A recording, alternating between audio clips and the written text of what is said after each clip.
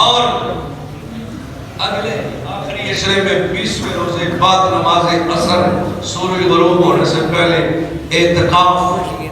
پتہ نہیں اعتکاف کیا ہونا؟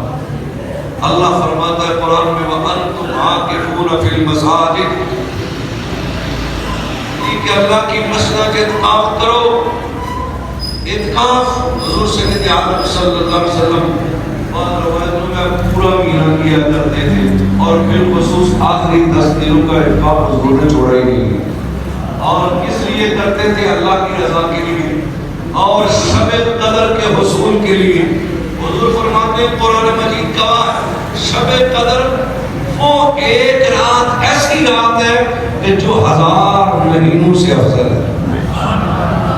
ایک لمحہ وہ جو رات میں گزرتا ہے اس رات اگر وہ مل گئی تو اس بندے کو 1000 مہینے عبادت کرنے کا اللہ جو ثواب عطا فرمائے. اس کے لیے اعتکاف ضروری ہے. وہ 21ویں 23ویں 25ویں 27ویں اور 29ویں 5 رکعتیں مصطفیٰ کریم نے واضح فرمائی ہیں. اعتکاف کرنا جو اپنی مسجد میں محلے کی مسجد میں سب سے بہتر ہے جو اس مسجد کے قریب رہتا ہے. اور پھر اس کے بعد سب سے افضل ترین علاقے کی جامع مسجد ہے کہ اس میں وہ اعتکاف کرے, اعتکاف بیٹھے, اللہ کی یاد کرے. جو پورے محلے میں مسجد کے اندر ایک بندہ بھی اعتکاف نہیں کرتا تو سارا محلہ گنہگار ہے. سنیا نہیں سنیا؟ یہ اس مسئلہ کھاڑے جانے کل مسیدی پہ ہے ہی 10 کہڑے آئی اسا کرکٹ کھیلنا اسا بڑا کوئی کرنا ٹی وی دیکھنا پڑے جناب خبریں ہونی ہیں خصوصی. یہ یاد رکھو آخری خبر جب آئے گی نا میری اور آپ کی وہ دنیا سنے گی, ازدحام نہیں سن سکے گے.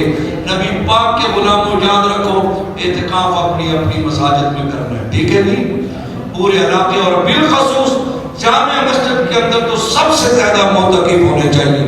اگر کوئی دور کا آدمی ہے, دور کا آدمی مثال کے تو اس کے قریب مسجد نہیں ہے تو وہ مرکزی مسجد میں اعتکاف کرنا چاہے ہماری انتظامیہ اس کے لیے بھی اہتمام کرے.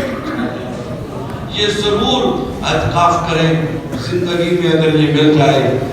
رسول اللہ فرماتے ہیں جو 10 دن کا اعتکاف فرماتا ہے اللہ اس کو 3 حج اور 3 عمر مقبول عمروں کا ثواب عطا فرماتا ہے. ایک حدیث میں 1 حج اور 1 عمرہ, ایک میں 3 حج اور 3 عمرے قربان جائے, اتنا بڑا اجر و ثواب.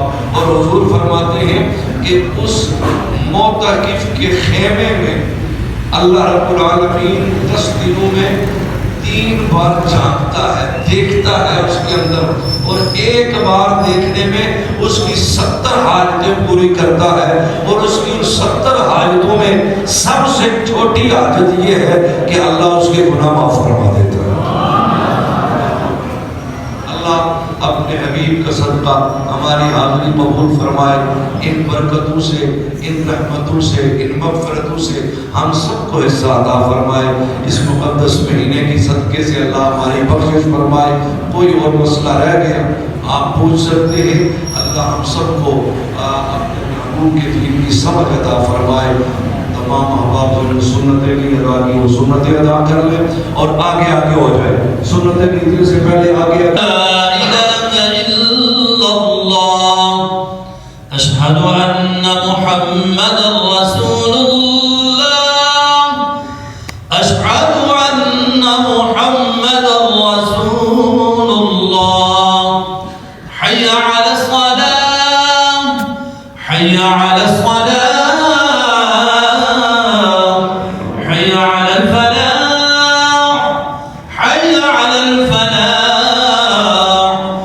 الله أكبر الله أكبر لا